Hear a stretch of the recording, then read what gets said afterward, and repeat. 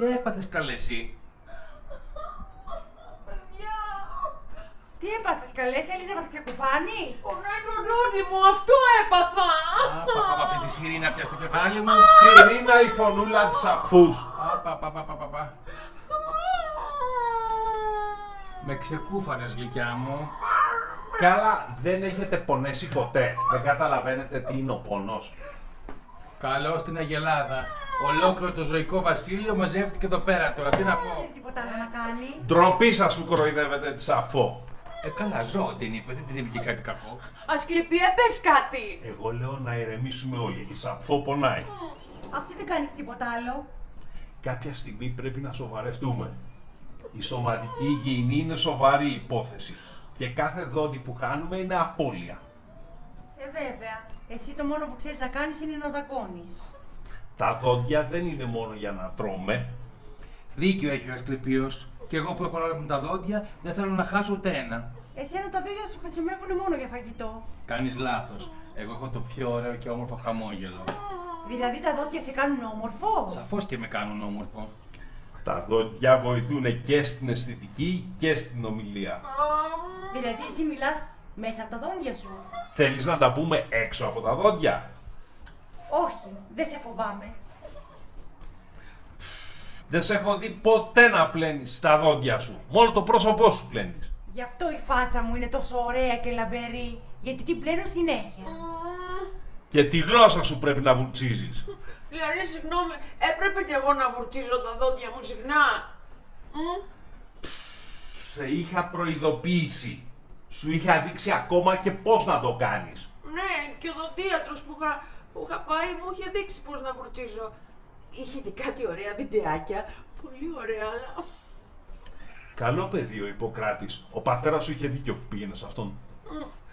Ξέρετε, να σας εξομολογηθώ κάτι τώρα. Τι Σαφώ μου? Τι έγινε, βρήκες κανέναν ωραίο? Άκου το. Όταν έστειλα SMS μια μέρα για να πάω για τρέξιμο, πέρασα από τον οδοντίατρο, γιατί ήθελα λίγο να με δει και πονούσα κιόλας. Και μου είπε ότι με την πρώτη ευκαιρία να πάω από εκεί να μου δει τα δόντια. Συζήτησε να βγείτε για καφέ. Τι λέτε τώρα? Από το ιατρείο της είπε να πάει ο άνθρωπος. Ναι, γιατί του είχα πει ότι έχω μια μικρή ενόχληση και... εντάξει. Μου είπε να περάσω να τον δω. Και τώρα μας το λες. Τόσο καιρό μας το έκρυβε. Εσύ να μην μιλάς, γιατί εσύ είσαι η αιτία που η Σαφώ υποφέρει. Της έφερνε συνέχεια γλυκά και όλο τρώει. Και εγώ το ίδιο θα έκανα, αγάπη μου, δεν θα το έλεγα. Η ζάχαρη είναι λευκός θάνατος.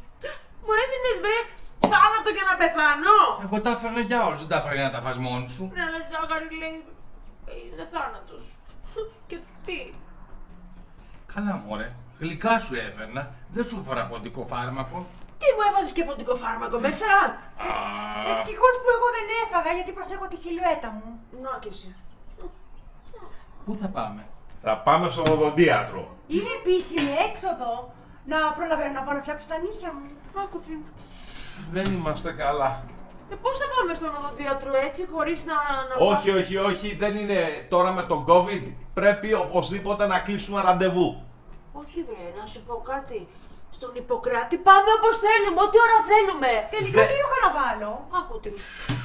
Ρε, θα καταλάβετε ότι τα πράγματα έχουν αλλάξει. Τώρα με τον COVID θα κλείσουμε ραντεβού. Άντε, πάμε να πάρουμε τηλέφωνο. Πάμε να ετοιμαστούμε, άντε.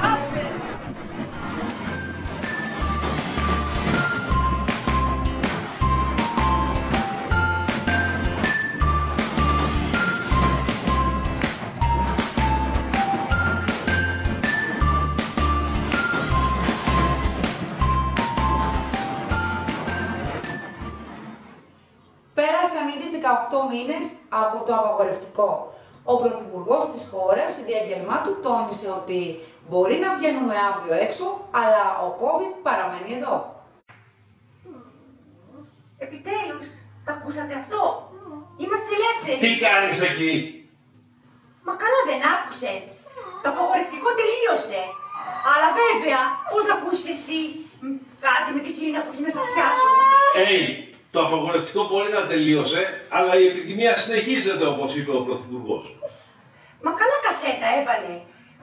Εγώ, κυρία μου, Και ακούει κατά γράμμα τι λέει ο Πρωθυπουργός. εγώ, κυρία μου, όταν ακούω κάτι είμαι συγκεντρωμένος εκεί. Άλλη έχει το μυαλό της μόνο πώς να βάφεται. Α, καλά που μου το θύμισες. Γίνε και εσύ λίγο χρήσιμη Ασκληπία, που αύριο θα είμαστε έξω. Πες μου τι χρώμα να τα βάψω. Μαύρα, σαν τις στιγμές που περνάει η κακοπήρα η Σαφώ. Σταματήστε να τσακώνεστε. Έχουμε δύο πολύ σημαντικά θέματα να κοιτάξουμε. Το πιο σημαντικό είναι ότι από αύριο είμαστε ελεύθεροι επιτέλους. Βγαίνουμε έξω. Δεν θα πάμε πουθενά αν δεν γίνει καλά η Σαφώ. Αυτή, όποτε δεν είναι ποτέ καλά. Αυτή όλο κάπου πονάει. Να, τι πάλι ουρλιάζει σαν Σιρήνα. Παιδιά, πονάω πολύ, γιατί δεν με πιστεύετε. Μήπως γιατί 18 μήνες τώρα κάθε μέρα έχεις από μια καινούργια αρρώστια. Αφού έχω όλα τα συμπτώματα που λέει το διαδίκτυο. Α, παιδιά, αν ήταν να γίνεσαι γιατρός από το ίντερνετ, θα γινόμουν πρώτος εγώ που έχω και το όνομα. Μα εσύ μας έλεγες ότι έχεις προστάτη. Είχα όλα τα συμπτώματα που έλεγε το διαδίκτυο. Κορίτσι μου, χαλάρωσε. Είχες τα συμπτώματα, αλλά δεν έχεις αντρικά γεννητικά όργανα. Μα το είπα στον Ερμή και συμφώνησε. Εγώ είμαι άντρας. Κάντε λιγάκι ησυχία. Ξεχάσατε που βρισκόμαστε. Και να θέλουμε να ξεχάσουμε, εδώ πέρα που είμαστε, είναι λίγο δύσκολο. Παιδάκι μου, ακόμα δεν έχεις ξεπεράσει τη φόβο και βία σου για τους οδοντιάτρους. Ας έκανες και εσύ πρώτη φορά που ερχόσουν στο οδοντίατρο 10 φραγγίσματα και θα σου λέγω αν φοβόσουν ή όχι. Αφού πήγες πρώτη φορά πριν ένα χρόνο. Βέβαια, τόσα χρόνια που έτρωγες μόνο γλυκά, δεν έκανες τίποτα για τα δόντια σου. Πάλι καλά που πήγε. Τον έσωσε από χειρότερα προβλήματα. Νέος άνθρωπος τώρα και θα φορούσε μασέλα.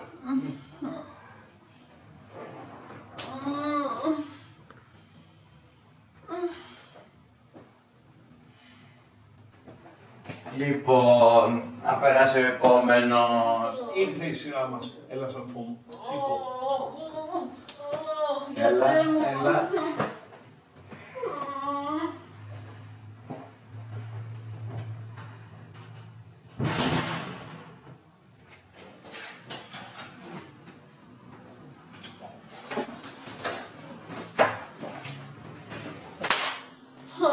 Λοιπόν, τι θέμα έχεις αφού μου? Πονάω, γιατρέ μου.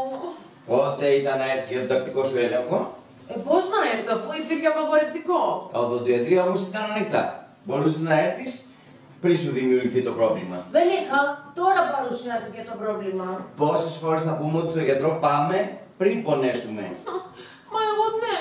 Εσύ, αν είχες έρθει 2 φορές το χρόνο που σου έχω πει, τώρα δεν απονούσες. Γιατρέ, Ναι. λες να φταίει που έτρωγα και πολλά γλυκά. Καλά το ρωτάς. Η ζάχαρη σκοτώνει τα δόντια. Δηλαδή τι, τα δόντια μου τώρα πέθαναν. Το πιο πιθανό. Και τι θα κάνω, γιατρέ μου. Θα τα εξετάσουμε προσεκτικά με την ελπίδα να τα σώσουμε. Εντάξει, άντε εξετάστε μου.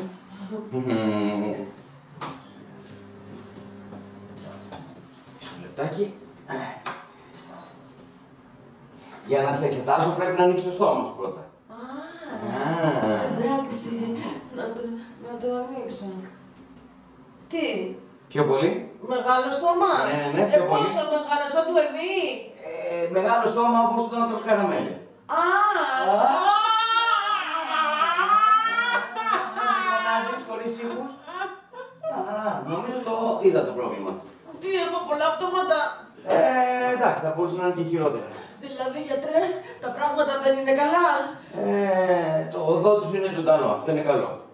Οπότε θα πρέπει να σου κάνουμε ένα σφραγισματάκι. Σφραγισματάκι, θα φύγω, γιατρέ. Όχι, δεν πας πουθενά, δεν σου σφραγίσω το δόντι. Πώς γίνεται αυτό, ρε γιατρέ. Θα το ανοίξουμε, θα το καθαρίσουμε και μετά θα το κλείσουμε με σύνθετη ρητίνη. Δεν θέλω συνδετή ρετίνη. Απλή θέλω. Η συνθέτη ρητίνη είναι υλικό.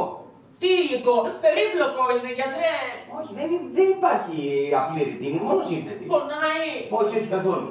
Απλά θα κλείσουμε την τρυπούλα που δημιούργησε την τεριδόνα. Τι έχω τρύπα, τι είμαι, τυρί είμαι. Μια που το ανέφερες, καλό είναι να τρως τυρί, κάνει καλό στα δόντια. Τι άλλο είναι καλό να τρώω. Φρούτα, λαχανικά, γιαούρτι, γάλα, όλα με μέτρο όμως. Και ελάχιστη ζάχαρη. Άνοιξε. Τι, Άνοιξε. ξεκινάμε. Ξεκινάμε. Τι. Έλα.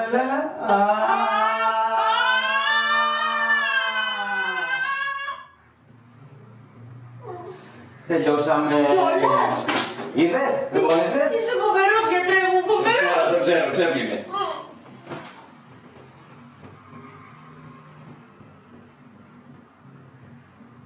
Λοιπόν, κοίτα πως θα βουρτσίζεις σωστά τα δόντια σου για να μην σου ξαναχαλάσουν. Ναι. Βάζουμε την οδόβουρτσα έτσι με κλίση 45 μοιρών Ναι. και αρχίζουμε και βουρτσίζουμε από πάνω προς τα κάτω. Σαν να τα σκουπίζουμε. Ακριβώς. Πρώτα τα μπροστινά δόντια και ύστερα πάμε στα πλαϊνά. Το ίδιο κάνουμε και αντίθετα στα κάτω δόντια. Από κάτω προς τα πάνω. Μετά ανοίγουμε από μέσα. Βουρτσίζουμε από τις εσωτερικές επιφάνειες, εδώ και από εδώ και από εδώ και τα μπροστινά και τα πλαϊνά. Ύστερα τις μασιτικές επιφάνειες, εννοείται και από πάνω. Όλο αυτό για 2 λεπτά, 2 φορές τη μέρα. Ακριβώς. Και στο τέλος κάνουμε και τη γλωσσίτσα. Και αν θέλουμε και δροσερή αναπνοή και στοματικό διάλειμμα. Ακριβώς. Είδες που τα ξέρεις και δεν τα κάνεις. Σαφό μου, κορίτσι μου, πέφερες πολύ, πονάς. Αχ, Ασκληπία μου, δεν ξέρεις πόσο άσχημα ήταν τα πράγματα. Σιγά δεν ήταν και τίποτα. Καλά, εσύ τώρα μέσα μου έλεγες ότι δεν κατάλαβες πότε τελειώσαμε. 2 λεπτά, η Σαφό είχε σοβαρό πρόβλημα και υπέφερε πολύ. Πες τα, Ασκληπία μου. Ναι, όπως τότε που σε τσίψε το μυρμήγκι και νόμιζες ότι σε τσίψε σκορπιός. Θα ήταν εκείνη η μέρα που με έβαλε να κυνηγάω το μυρμήγκι. Βρε παιδιά, κάναμε ελεύθερο κάμπινγκ, είχαμε γεμίσει μυρμήγκια. Λογικό, αφού δεν σε αφήσεις στο πάτωμα τα φαγητά σου, έτσι. Αφού δεν είχαμε προλάβει να στήσουμε το τραπέζι.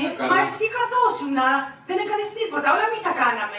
Αχ, ωραίες εποχές, ωραία τα ταξιδάκια μας τότε. Χαλάρωσε, κορίτσι μου, θα ξαναπάμε ταξίδι, το απαγορευτικό τελείωσε. Αλήθεια.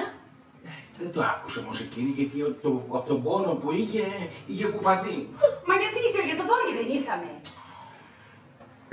Θεέ μου, αυτή να την αφήσει τα πολλά και το πόδι της. Η Σαφό είναι μια χαρά. Φτιάξαμε και το χαλασμένο δοντάκι, τώρα μπορεί να πάει όπου θέλει. Ναι, γιατρέ μου, τι ωραία. Μου αρέσουν πάρα πολύ τα ταξίδια εμένα. Ναι, είναι ωραία τα ταξίδια. Εγώ είμαι από νησί Ναι. και αν πάμε στο νησί μου, υπάρχουν άνθρωποι να μας φιλοξενήσουν εκεί. Να πάμε, να ετοιμάσουμε βαλίτσες. Ετοιμάστε. Μέρα ρωτάτε. Πόσες βαλίτσες θέλεις από μου? 3 θα ετοιμάσω. Μία για τα ρούχα, μία για τα καλλιτικά, μία για τα παπουτσιά. Θέλεις και μια για το φαγητό, Το βλέπω πάλι, θα φάνε καλά τα μυρμήγκια. Τέλος, μπορώ να πάω κι εγώ για τα ιατρικά μου συνέδρια εκτός Αθηνών. Έχετε συνέδριο, πού? Στη Θεσσαλονίκη το επόμενο. Αχ, να βγούμε κι εμείς μαζί. Κάτσε καλά καλέ. Τον ρώτησε στον άνθρωπο που μπορεί να μας πάρει μαζί. Τι είναι, λογαριάζει χωρίς τον ξενοδόχο. Είστε και ξενοδόχος. Ναι, έχει κάτι ξενοδοχεία για χαζές όπως είσαι εσύ. Ασκληπία πέστης, με λέει χαζή. 2 λεπτά, βρε παιδιά. Έχει δίκιο που ρωτάει η Λυσιστράτη. Θα μπορούσε ο Ιπποκράτης να έχει ξενοδοχείο για ιατρικό τουρισμό. Γελάω πολύ μαζί σας πάντως. Είδες. Έχω μεγάλο αυτοκίνητο και σας χωράω όλοι πάντως. Αυτό έπρεπε να σου πω, γιατί το ξέχασα. Οπότε όλοι να πάμε. Εκεί άμα έρθουμε τρώμε και πίνουμε τσάμπα. Ναι, έχει δωρεάν μπουφέ για τους ομιλητές και τους συμμετέχοντες. Τότε φύγαμε. Πώς θα είμαστε? Όλοι εμείς γιατρέ που βλέπεις εδώ. Ωραία, φύγαμε λοιπόν. Θα κάνουμε ένα ταξίδι για 5.